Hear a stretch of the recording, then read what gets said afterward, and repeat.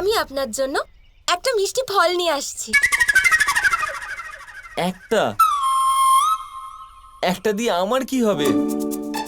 অনেকগুলো। আপনি এখানেই দাঁড়ান, বিস্তারিতভাবে সব বলবেন। এক্ষুনি আসছি। ঠিক আছে।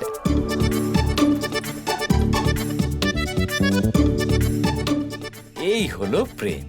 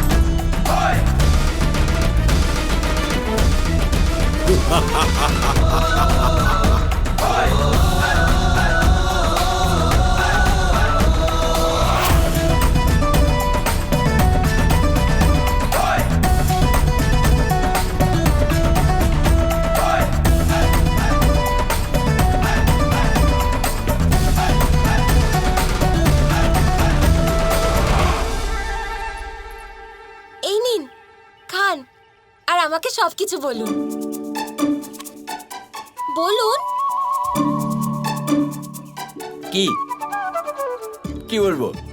আরে ওটাই, যে কৃষ্ণ আপনাকে কি বলছিল আমার ব্যাপারে। আচ্ছা, ওটা। হ্যাঁ, মানে কৃষ্ণ বলছিল যে তুমি ওর সাথে বন্ধুত্ব করতে চাও।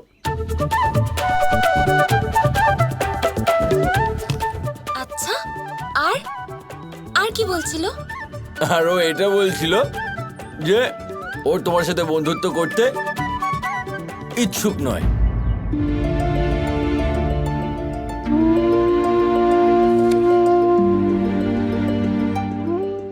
হ্যাঁ দাদা, কি জানে কৃষ্ণর কি হয়েছে। বন্ধুত্ব তো দূর, আমার সাথে কথাও বলছে না। জানি না এখানে জঙ্গলে কোথায় লুকিয়ে আছে।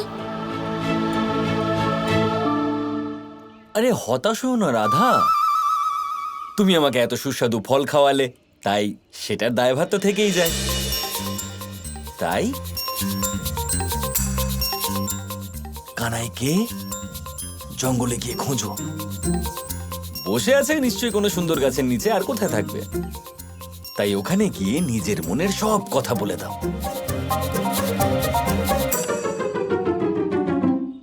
আরে আমার ফলগুলো তো রেখে যাও।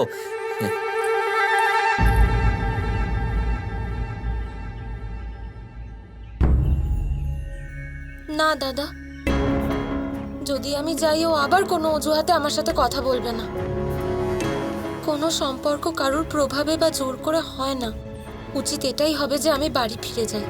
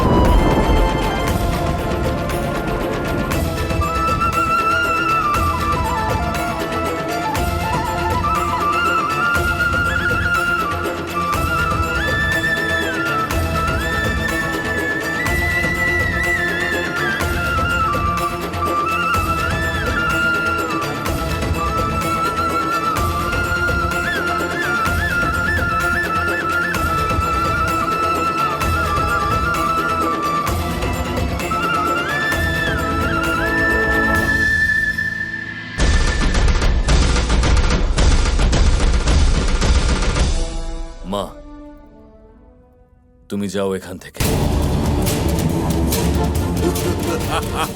জানি না যখন মহারাজ কংস আসল কথাটা জানতে পারবেন তখন নিজের ক্রোধ কিভাবে প্রকাশ করবেন।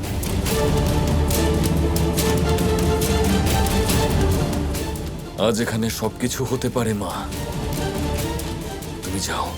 কখনো না, আমি তোমাকে এরকম বিপদের মধ্যে ফেলে কোথাও যেতে পারবো না। আমি কিছুতেই যাব না। যাই হোক,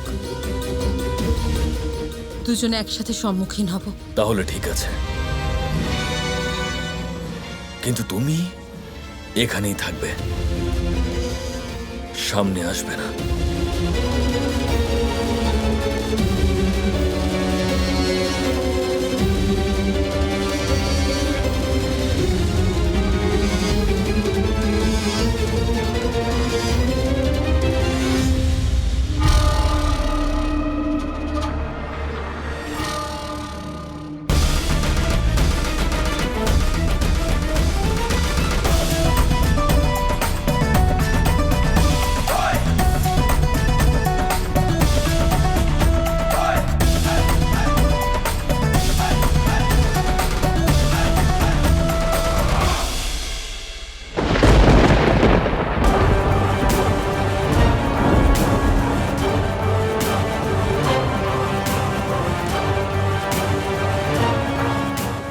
এটা কি করে সম্ভব?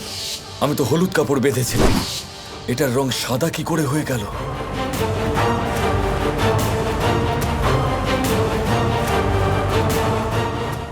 আয়ান,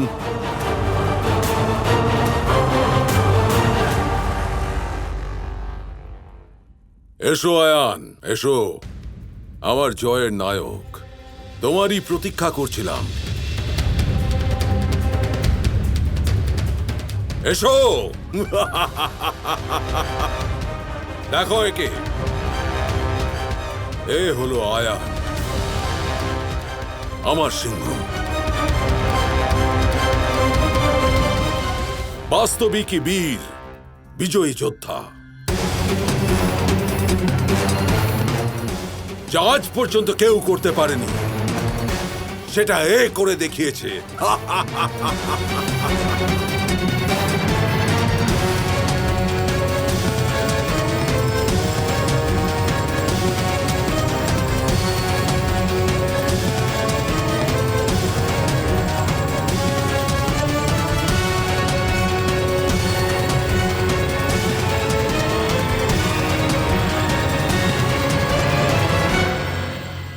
আয়ান, তোমার জন্য আমার গর্ব হচ্ছে।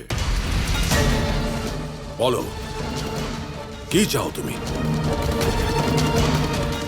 আজ তুমি যা চাইবে তার জন্য কেবল একটাই শব্দ আছে, তথাস্তু। রাধা, বর্ষনা, যা বলবে তাই পাবে। বলো আয়ান, কি চাই বলো।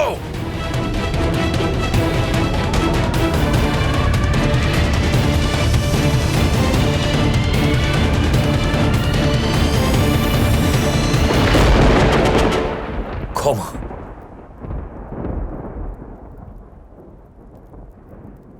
আমাকে ক্ষমা করুন মহারাজ।